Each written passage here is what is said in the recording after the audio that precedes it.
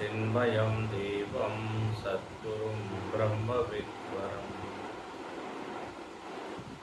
ॐ सहनाववतु सहनौ भुनक्तु सह वीर्यं करवावहै तेजस्विनावतीतमस्तु मा विद्विषावहै। ॐ शान्ति शान्ति शान्तिः। आप्यायन्तु ममङ्गानि वाक्प्राणश्चक्षुश्रोत्रमथो बलमिन्द्रियाणि च सर्वाणि सर्वं ब्रह्मोपनिषदम् माहं ब्रह्म निराकुर्याम् मा ब्रह्म निराकरोत्। अनिराकरणमस्त्वनिराकरणं मे अस्तु। तदात्मनि निरतेय उपनिषत्सु धर्माः ते मयि सन्तु ते मयि सन्तु। ॐ शान्ति शान्ति शान्तिः।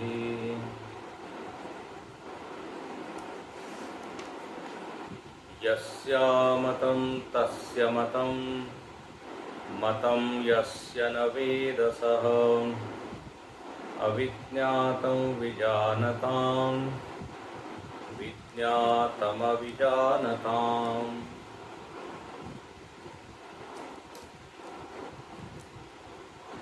शिष्य ने अपना अनुभव सुनाया और उस अनुभव के पश्चात श्रुति माता सिद्धांत वाक्य सुनाती है।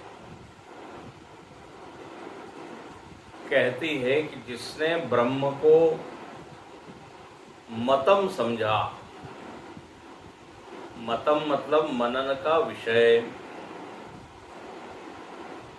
जिसने ब्रह्म को ज्ञेय बना लिया उसने तो ब्रह्म को जाना नहीं। भाष्यकार ने उसको शब्द दिया असम्यकदर्शी। और ऐसा वो इसलिए नहीं जान पा रहा है ब्रह्म को, ब्रह्म का वास्तविक स्वरूप। उसको ज्ञेय क्यों बना दिया उसने? बोले क्योंकि उपाधि में ही उसने आत्मदर्शन किया, उपाधि को ही आत्म तत्व माना। इंद्रिय मन बुद्धि, इंद्रियात्मवादी मनात्मवादी बुद्ध्यात्मवादी वो हो गया। और स्वाभाविक है जब इन उपाधियों को आप आत्मा कहेंगे तो उपाधियां तो ज्ञेय है, वो तो विषय बनती है मन का। तो वो ये कहेगा कि हमने ब्रह्म को जान लिया। बोले ये उसका ज्ञान सही नहीं है। तो जो कहता है ब्रह्म को जान लिया उसने नहीं जाना। ब्रह्म के स्थान पर किसी और को ही उसने जान लिया है और उसी को वो ब्रह्म मान रहा है। इसलिए श्रुति कहती है अविज्ञातम विजानताम। जो वास्तव में जानने वाले जो लोग हैं,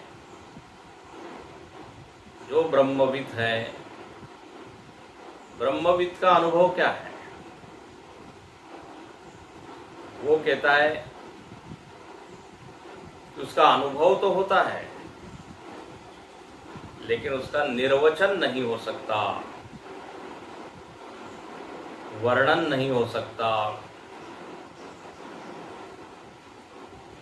वृत्ति के घेरे में आ नहीं सकता। तो हमने बताया था आपको, उर्दू में एक पंक्ति बताइए कही है कि जो ख्यालों में घिर गया वो बेइंतहा कहाँ हुआ। जो वृत्ति परिच्छिन्न हो गया, वृत्ति के सीमा में बंध गया, बोले वो आनंद कहाँ हुआ।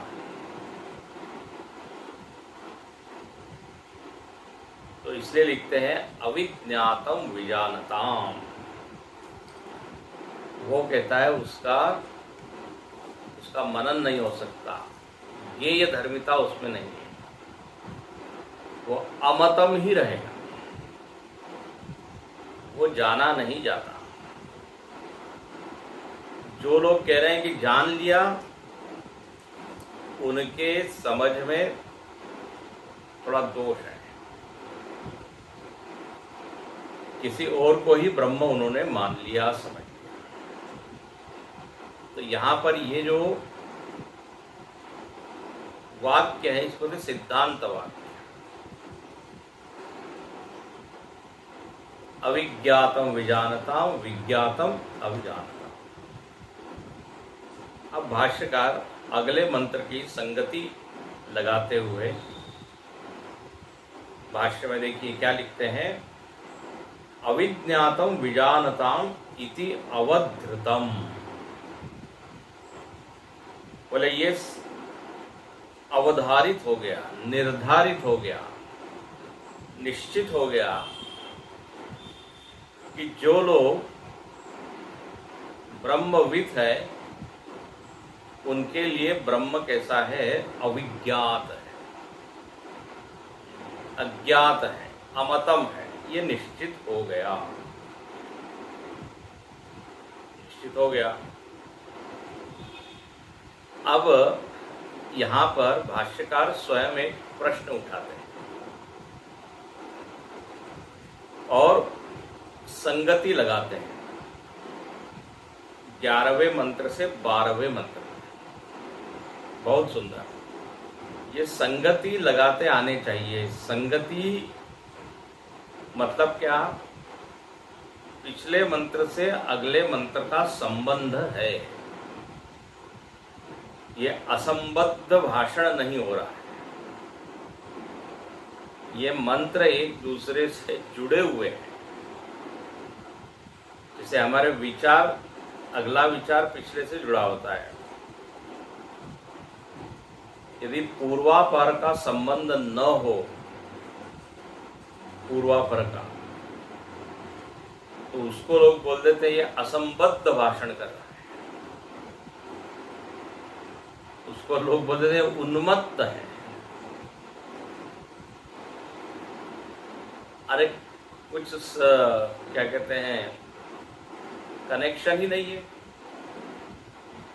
जब व्यक्ति नशा वगैरह कर लेता है ना, तो देखिए उसका भाषण कैसा होता है, असंबद्ध,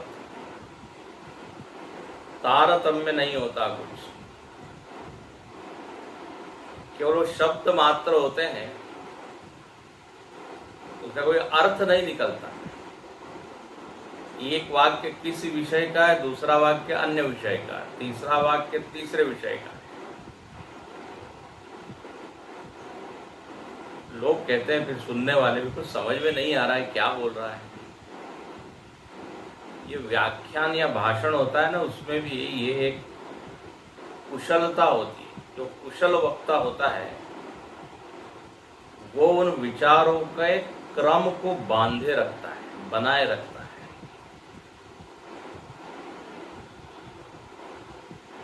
हो सकता है उसकी भाषा उतनी अलंकारिक न हो, ऑर्नामेंटल, बहुत बढ़िया लच्छेदार भाषा शब्द न हो, लेकिन यदि उसमें क्रम हो ना, तो सामने वाले को समझने में आसानी होती। नहीं तो ऊंचे ऊंचे शब्द फेंक रहे हैं लेकिन कोई संबंध नहीं। हम देखते हैं भगवत गीता में भी संबंध है, श्लोकों में, अध्यायों में, अध्याय संगति, यहाँ मंत्र संगति, विचार संगति। तो भाष्यकार बिल्कुल उससे जोड़ के ही अब अगला विचार रखते हैं। बोले यदि ये निश्चय हो गया कि ब्रह्मविद के लिए ब्रह्म अज्ञात है, अविज्ञात है, तो फिर एक प्रश्न है, एक शंका है। हम लोगों के मन में भी ये शंका आ सकती है। क्या शंका है?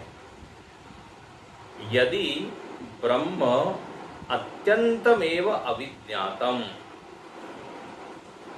बोले यदि ब्रह्म अत्यंत ही अविज्ञात है, आप बार बार कह रहे हैं ब्रह्म ज्ञानी के लिए ब्रह्म तो ज्ञात नहीं है।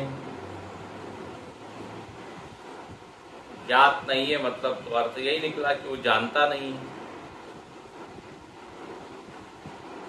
तो यदि ऐसी बात है तो लौकिकानां ब्रह्मविदां च अविशेष प्राप्त। बहुत बढ़िया प्रश्न है। तो जो लौकिक व्यक्ति है, जो अज्ञानी व्यक्ति है और जो ब्रह्मविद है, अविशेष प्राप्त। अविशेष का मतलब कोई विशेष नहीं, कोई भेद नहीं। अज्ञानी व्यक्ति भी यही कहता है कि हमको ब्रह्म ज्ञात नहीं है, उसको भी ब्रह्म का ज्ञान है नहीं। और आप बार बार कह रहे हैं ब्रह्मविद को भी वो ब्रह्म अज्ञात है। तो महाराज फिर अज्ञानी और ज्ञानी में फर्क क्या रहा? ब्रह्म का ज्ञान प्राप्त करके निर्णय क्या दिया? बोले ब्रह्म को नहीं जानता। तो अज्ञानी भी वही कहता हम भी नहीं जानते। है ना मजेदार? तो लौकिकानां ब्रह्मविदां च अविशेष प्राप्त। What is the speciality? ब्रह्मविद में फिर विशेषता क्या रहेगी? अरे भाई दोनों का ज्ञान तो एक जैसा ही है। दोनों क्या कह रहे हैं? ब्रह्म को नहीं जान पा रहे हैं। नहीं, संशय समझ में आया होगा आपको। ज्ञानी और अज्ञानी दोनों एक पलड़े में है ना, तराजू के एक पलड़े में हो। दोनों का भार एक जैसा हो, दोनों का वजन एक जैसा, दोनों का मत एक जैसा। अज्ञानी को भी ब्रह्म मालूम नहीं और ये ब्रह्म ज्ञानी भी कह रहा। तो एक तो ये बात, और दूसरा जो आप कह रहे हैं अविज्ञातम विजानताम इति च परस्पर विरुद्धम। जो जानने वाला है वो नहीं जानता है, और जो नहीं जानता है वो जानता है। ये जो आपने पीछे कहा तो भले ये तो बिल्कुल विरुद्ध वाक्य है।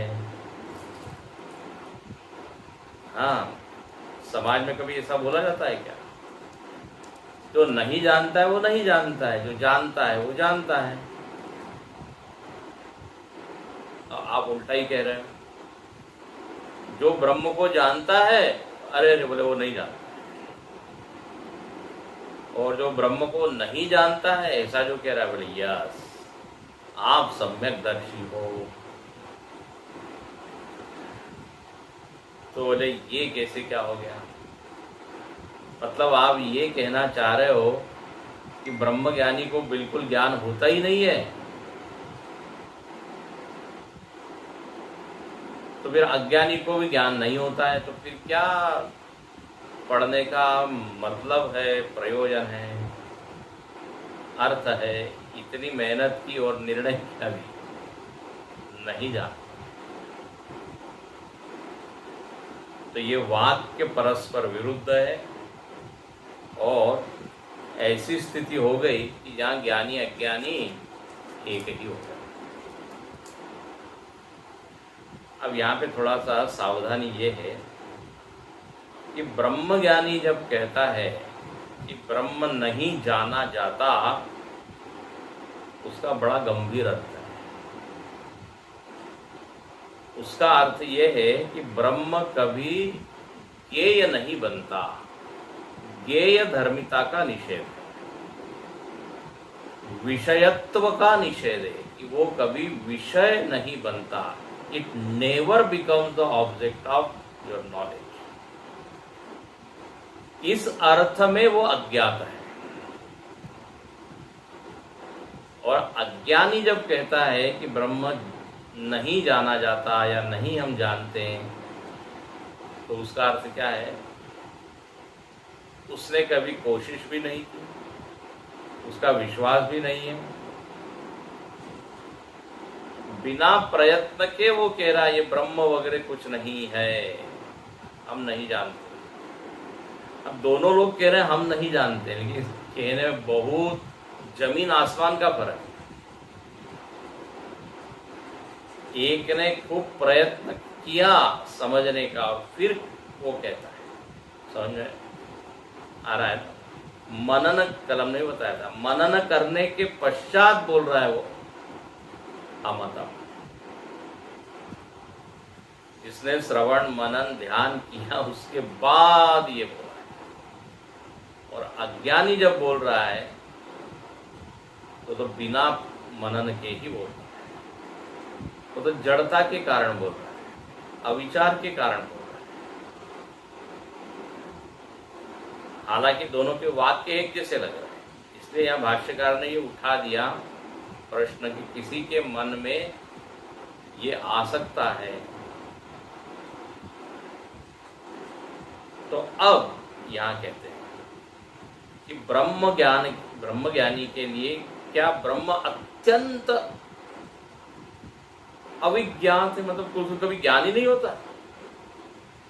तो फिर ब्रह्मज्ञानी की साथ बात, अरे भाई कुछ तो ज्ञान होता होगा ना उसको, आखिर वो ब्रह्मज्ञानी है। यदि आपने एक को बोला है मूढ़ या अज्ञानी और एक को बोला है ब्रह्मनिष्ठ, there must be some difference. तो यहां पर कहते हैं हाँ फर्क है। ब्रह्मज्ञानी ने उसको जाना है और जानने का एक तरीका उसके पास है जो अज्ञानी के पास नहीं है, या उसके पास है तो सही लेकिन उसने कभी उसको और देखा नहीं। तो जो अगला मंत्र है, ये अगला मंत्र ये दिखा रहा है कि जो ब्रह्मज्ञानी है वो उस ब्रह्म को इस तरह से जानता है। तत् ब्रह्म सम्यक विदितम भवति इति एवं अर्थमाह प्रतिबोध विदितम मतम। ब्रह्मज्ञानी को ब्रह्म का तो ज्ञान है ना, कैसे ज्ञान हुआ उसको? कैसे उसने उस ब्रह्म में प्रवेश किया? तो ये यहां पर मंत्र दिखाया है और ये मंत्र बहुत बहुत बहुत ही महत्वपूर्ण है। इस मंत्र में ब्रह्म प्राप्ति का द्वार बताया गया है। केवल अज्ञाते अज्ञाते नहीं जाना जा सकता ऐसा कह के हम चुप बैठ जाए, ऐसा नहीं है।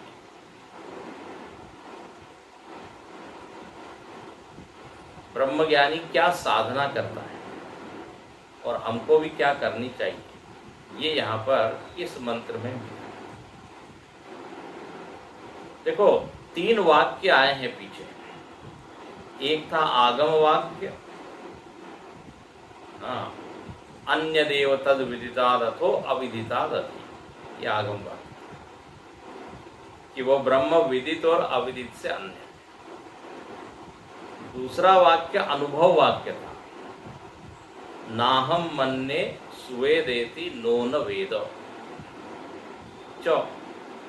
मैं जानता भी हूं और नहीं भी जानता।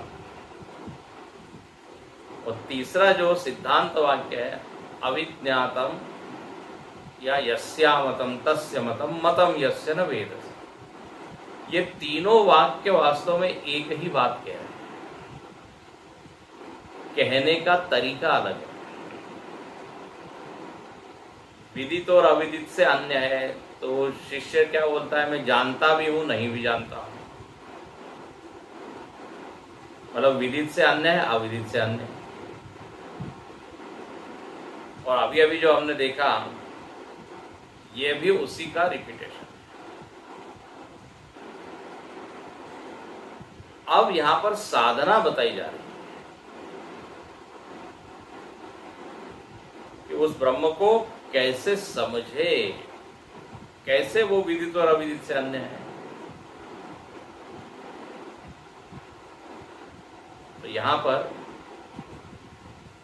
हम लोगों के लिए ये अमृत है, ये जो भाष्य है और जो मंत्र है, इसलिए भाष्यकार ने बड़ा सुदीर्घ भाष्य लिखा है इसमें। आइए पढ़े। प्रतिबोध विदितम मतम अमृतत्वं हि विन्दते आत्मना विन्दते वीर्यं विद्यया विन्दते अमृतम्। प्रतिबोध विदितं मतम् अमृतत्वं हि विन्दते आत्मना विन्दते वीर्यं विद्यया विन्दते अमृतम्। कहते हैं प्रतिबोध विदितम मतम। प्रतिबोध, वो जो ब्रह्म ज्ञानी है, वो ब्रह्म ज्ञानी उस ब्रह्म को कहाँ जानता है, कैसे उसको देखता है। बहुत सुंदर।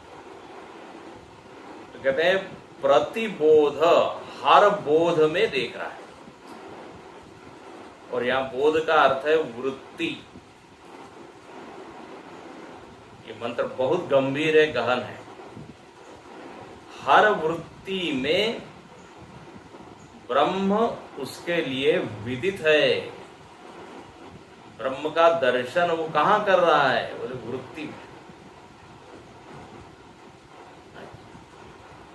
और यदि कोई इस आत्म दर्शन को करता है, फल क्या मिलता है, तो लिखा अमृतत्वम ही विन्दते, उसको अमृत की प्राप्ति।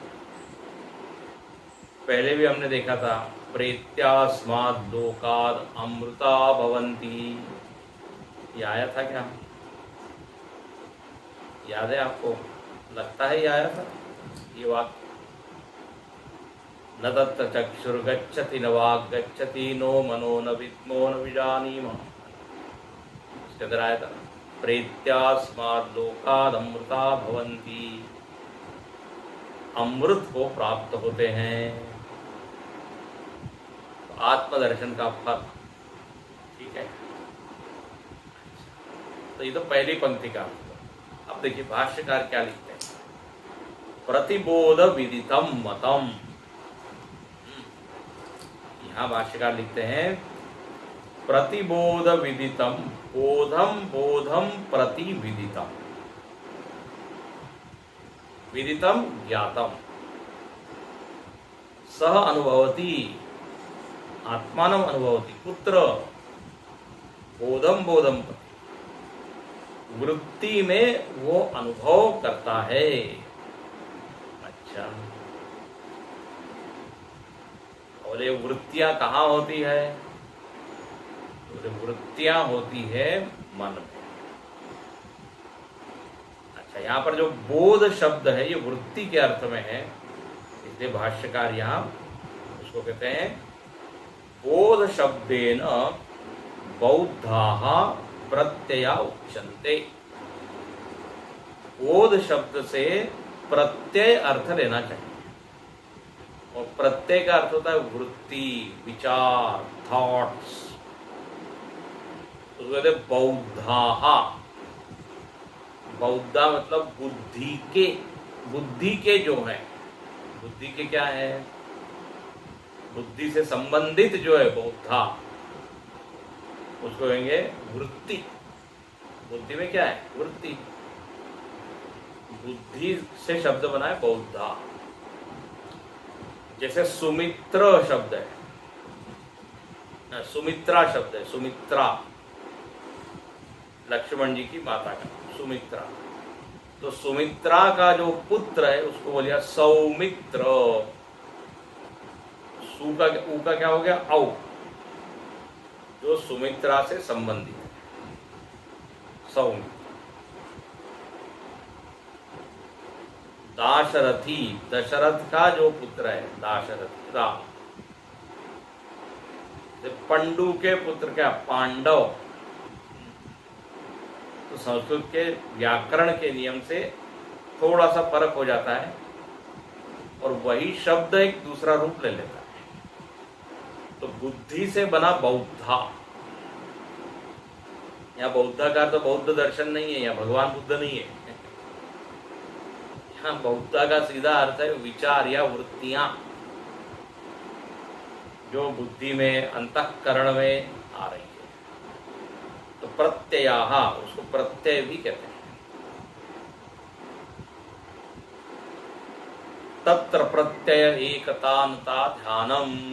हाँ, प्रत्यय शब्द आया कहाँ? महर्षि पतंजलि के सूत्र। एकतानता, प्रत्ययों की एकतानता को ध्यान कहते हैं। तो प्रत्यय मतलब वृत्तियां। अब देखिए, इस मंत्र को यदि आपको समझना है, यहां क्या कह रहे हैं? हर वृत्ति में वो ब्रह्म का दर्शन करता है।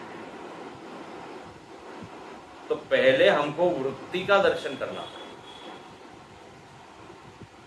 ध्यान से सुनना। इस मंत्र का अधिकारी बड़ा ऊंचा व्यक्ति है, जिसका अंतःकरण समाहित है, जो एकांत में बैठता हो, अपने अंतःकरण को देखता हो,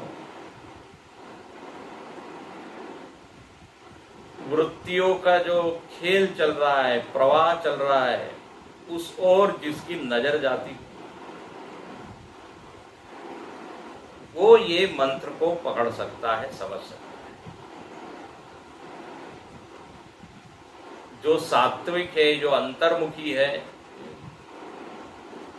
जिसको वृत्तियां दिखती हैं कि देखो ये विचार आ रहा है, जा रहा है, जैसे अपना हाथ उठता है, गिरता है, इधर जाता है, उधर जाता है, कितना स्पष्ट है।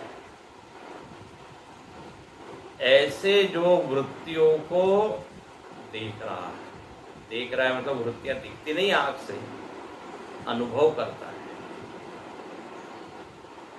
प्राय तो हमारा मन या हमारा ध्यान कहिए शरीर से 10 किलोमीटर दूर ही रहता है। यहाँ क्या हो रहा है, वहाँ क्या हो रहा है, समाज में क्या चल रहा है, उसके घर में क्या चल रहा है। मतलब ध्यान कभी भी अपने अंतःकरण की ओर तो जाता है। अरे अंतःकरण छोड़िए, अपने शरीर की ओर ही ध्यान नहीं रहता। वो तो शरीर में जब कुछ बिगाड़ होता है ना, तब याद आता है, अच्छा मेरे पास पैर भी है, हाथ भी है। नहीं तो कहाँ हम शरीर की ओर देखते हैं। जब कुछ रोग या बीमार होता है तभी फिर अटेंशन आता है। जब सर्दी होती है तभी नाक का ध्यान आता है। ये तो श्वास ले रहे मालूम भी नहीं। आंख में जब कुछ चला जाता है तब आंख की ओर ध्यान जाता है, अरे कुछ गया, तब बार बार आंख की ओर देख। तो अंतःकरण में विचार चल रहे हैं, आ रहे हैं, जा रहे हैं, लेकिन कभी हम उस ओर देखते तक नहीं। लेकिन जो व्यक्ति विरक्त है,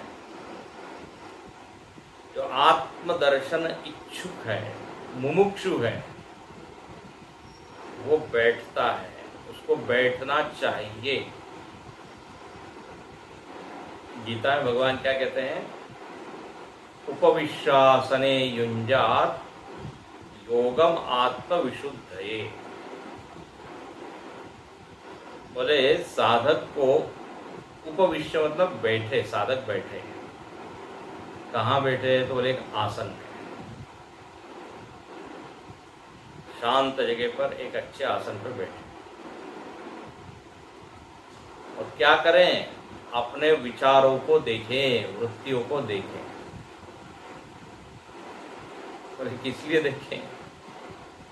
तो वहां लिखते हैं आत्मविशुद्ध है।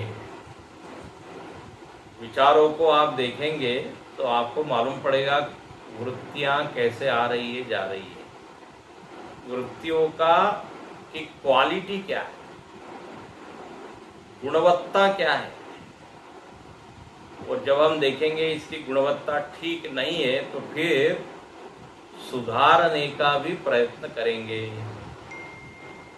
इसे बहुत बढ़िया लिखा, आत्मविशुद्ध है। आत्मविशुद्ध मतलब आत्मशुद्धि के लिए। और आत्मशुद्धि, यहाँ आत्मा का अर्थ आत्मा नहीं है, अंतःकरण है। अंतःकरण, अंतःकरण की शुद्धि के लिए रोज ध्यान दे, अपनी ओर ध्यान। ध्यान रखना, ध्यान से आत्मज्ञान नहीं होता। लोगों को ये बड़ा भ्रम होता है, ध्यान करने से आत्मज्ञान होगा। नो, ज्ञान तो श्रवण से होता है, ध्यान से वो और पक्का होता है। ये आप ध्यान से कंफर्मेशन होता है। यस, जो हमने श्रवण में सुना कि आत्मा निर्विकार है, निराकार है, शरीर से पृथक है, इसका वेरिफिकेशन या कंफर्मेशन कहाँ होता है? ध्यान में। ध्यान से ज्ञान नहीं होता। ध्यान से ये जरूर होता है कि जो हमारे विचार हैं हम उनकी ओर देख पाते हैं और उसमें सुधार कर पाते हैं। क्योंकि ध्यान का अर्थ ही क्या है? ध्यान देना। ध्यान देने का नाम ही है ध्यान।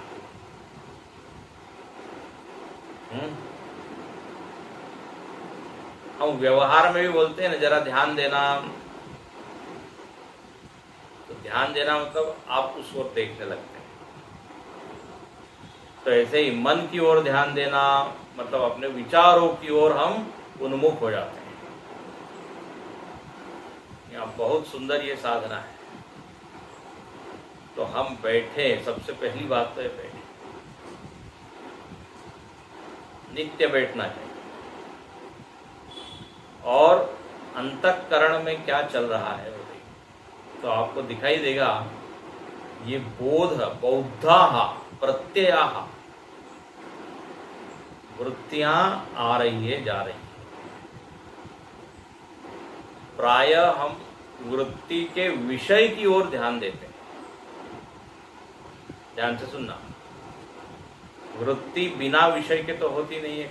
जो भी वृत्ति होगी उसमें कोई ना कोई विषय तो होगा ही। तो कई बार हम पहले भी बता चुके हैं, घटाकार, पटाकार, वृक्षाकार, पुत्राकार, धनाकार, सम आकार विल बी देयर, मतलब कोई ना कोई विषय तो होगा ही। अपने प्रेमास्पद की वृत्ति बन रही है, प्रेमी की वृत्ति, अपने शत्रु की वृत्ति, अपने संबंधी की वृत्ति। तो जो बैठेगा और देखेगा उसी को अनुभव होगा, हाँ हाँ इसकी याद आ रही है, उसकी याद आ रही है। तो ये वृत्ति दर्शन भी एक बहुत बड़ी साधना है, सूक्ष्म साधना है। कभी सात्विक वृत्ति आ रही है, कभी तामसिक आ रही है, कभी राजसिक आ रही है। कभी वृत्तियों में एक घनी भाव है, मतलब क्या? कभी बहुत जल्दी जल्दी वृत्तियां। जब मन अपना शांत होता है तो क्या होता है, दो वृत्तियों के बीच में काफी गैप हो जाता है। शांत मन का अर्थ क्या है? 1 मिनट में जो 50 वृत्ति आ रही है उसके बजाय 5 वृत्ति आ रही है। तो हम किसका अनुभव कर रहे हैं? शांति। जब हम कहते हैं कि हम बड़े टेंशन में हैं, बड़ा तनाव है, तो एक के बाद एक वृत्ति आ रही है, कैसे होगा, ये होगा तो वो होगा। उस समय विक्षेप होता है। वो विक्षेप मतलब too many thoughts in 1 second, 1 minute.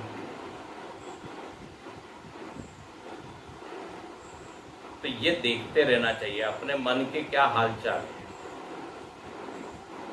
बाहर के हालचाल तो देखते हैं, लेकिन अपने मन में क्या चल रहा है। अच्छा, जो ये वृत्तियों को देखता है ना, तो उसको ये भी समझ में आने लगता है एक वृत्ति का संबंध दूसरी से है, एक वृत्ति से दूसरी वृत्ति ट्रिगर होती है। ट्रिगर होती है मतलब एकदम उत्पन्न होती है। एक वृत्ति आई नहीं कि उसी से दूसरी वृत्ति निकलती।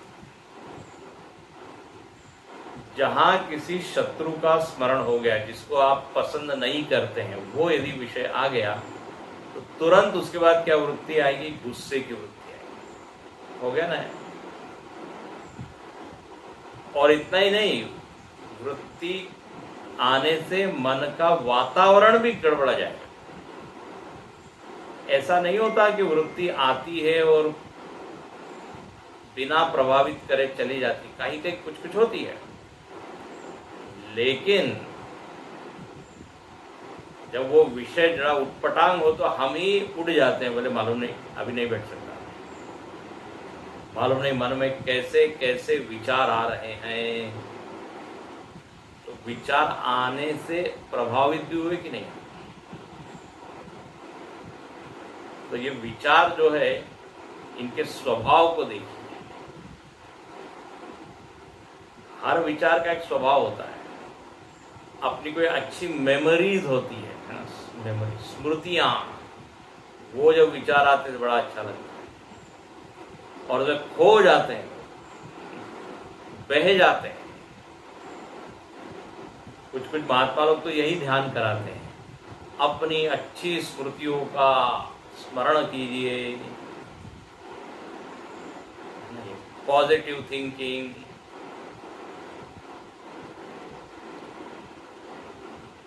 तो ये है बौद्धा, ये है प्रत्यय। अच्छा, प्राय जैसे मैंने कहा, प्रेमास्पद का विचार आया तो उसी ओर हमारा ध्यान चले जाता है, उस विषय की ओर ध्यान चला जाता है, विषय का प्रभाव मन पे होता है। लेकिन यहां पर जो साधना बताई वो बिल्कुल अलग है। यहां साधना ये बताई जा रही है कि आपको न तो उस वृत्ति का विषय देखना है, न उस वृत्ति से प्रभावित होना है। ध्यान से सुनिएगा, हमारा लक्ष्य केवल वृत्ति के साथ बहना नहीं है, उसको थोड़ी ध्यान कहते हैं, वो तो इन्हीं में हो ही रहा है। वृत्तियों का संबंध देखिए, वृत्ति का प्रभाव स्वभाव सब देखिए, लेकिन यहां पर अब जो बात बताई ये जा रही है कि ये वृत्तियां किसको दिख रही है। अब देखो, यहां से टर्न हो जाता है विषय। ये वृत्तियां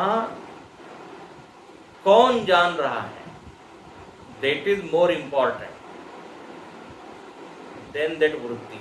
वृत्ति से ज्यादा महत्वपूर्ण वृत्ति का दृष्टा कौन है। अब हम लोग वृत्ति तक ही नहीं आते तो दृष्टा की क्या बात है, यही तो यहां कहते हैं।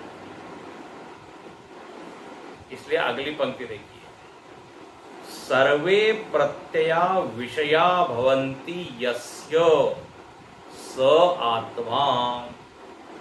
ये अंडरलाइन कर लीजिए, आत्मा की परिभाषा दे दिया कि सर्वे प्रत्यया विषया भवन्ति यस्य। बोले आत्मा किसको कहते हैं? बोले जिसके विषय ये सारी वृत्तियां बनती है। Thoughts become the object. Whose object? जिसके ये ऑब्जेक्ट बनते हैं वो है आत्मा। बहुत बढ़िया पंक्ति। वृत्तियां जिसके लिए विषय हैं, जैसे नेत्र का विषय क्या है? पेड़, बिल्डिंग, रास्ता, नदी, पहाड़। नेत्र के सामने वो आके जाने जाते हैं, तो ये सारे वृत्तियों जानी जा रही है। बोले जिसके द्वारा जानी जा रही है स आत्मा। ये पहला पॉइंट है। पहले पॉइंट तो इसके भी पहले क्या है कि बौद्धा प्रत्यय। बोध शब्द का अर्थ है प्रत्यय, वृत्ति। दूसरा पॉइंट है वृत्ति में विषय इत्यादि होते हैं, लेकिन उसको इग्नोर करना है। और ये वृत्तियां जिसका विषय बन रही है उसको देखना है। प्रायः हम तो विषय को देखते हैं और विषय में ही मस्त हो जाते हैं। तो कहते हैं कि आत्मा वो है जिसके सारे विषय बनते हैं। अच्छा, अब देखिए इसका अर्थ क्या है कि ऐसी एक भी वृत्ति नहीं है जो आत्मा के द्वारा प्रकाशित न हो, ज्ञात न हो, जानी न जा रही हो। डेफिनेटली जानी तो जाती है, ध्यान से सुनना है, बिल्कुल अनुभव की बात है। लेकिन उसमें एक होता है कि किसी वृत्ति को हम महत्व देते हैं और किसी को नहीं देते हैं। जिसको हम महत्व देते हैं उसका संस्कार बन जाता है, फिर वो विषय भी आपको याद रहता है। विचार तो बहुत आते हैं, लेकिन हर विचारों को उतना हम नोटिस नहीं करते, लेकिन प्रकाशित हो रहा है, भले आप नोटिस करें या न करें। कई बार होता है ना, आपके आंखों के सामने लोग जा रहे हैं, आ रहे हैं, आंख ने तो देख लिया, लेकिन किसी को आप नोटिस करते हो, किसी को नहीं करते हो। बहुत सारे लोग जा रहे हैं, ठीक है, देख रहे हैं, लेकिन उसी में यदि कोई पहचान वाला दिख जाए तो आंख एकदम नोटिस कर लेती है। और दूसरे दिन वो व्यक्ति मिलता है तो हम कहते हैं कल आपको हमने देखा था। उसका संस्कार बन जाता है, उसकी याद आ जाती है, और दूसरे दिन हम फिर उसको क्या कर सकते हैं, याद कर सकते हैं। जिस विचार का संस्कार अच्छे से बना, हाँ, उसको हम फिर याद कर लेते हैं, या वो चीज हमको याद रह जाती है। अच्छा, और संस्कार किसका बनता है? जिसको आप महत्व दे रहे हैं। जिसको महत्व नहीं देते हो, ठीक है। तो ऐसे विचार आ रहे हैं, जा रहे हैं, ज्ञात तो सब हो रहे हैं। उसी को लिखते हैं विषयाः भवन्ति। कस्य विषया भवन्ति?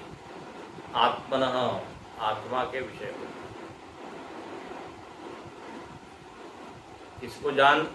किसी को ज्यादा महत्व दे रहे हैं, ध्यान दे रहे हैं ज्यादा उसको, किसी को नहीं दे रहे हैं।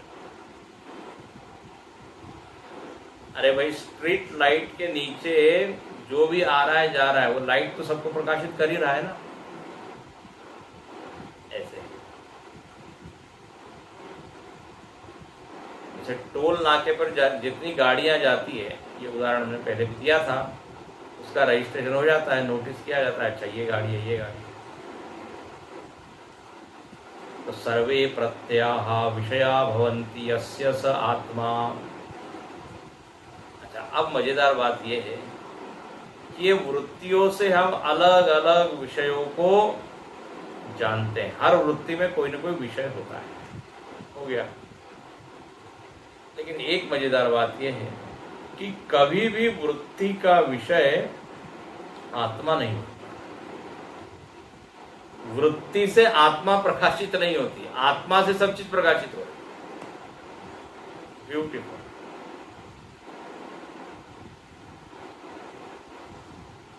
और यदि अब आपको आत्म तत्व को देखना हो तो क्या करना पड़ेगा? बोले कौन इस वृत्तियों को प्रकाशित कर रहा है?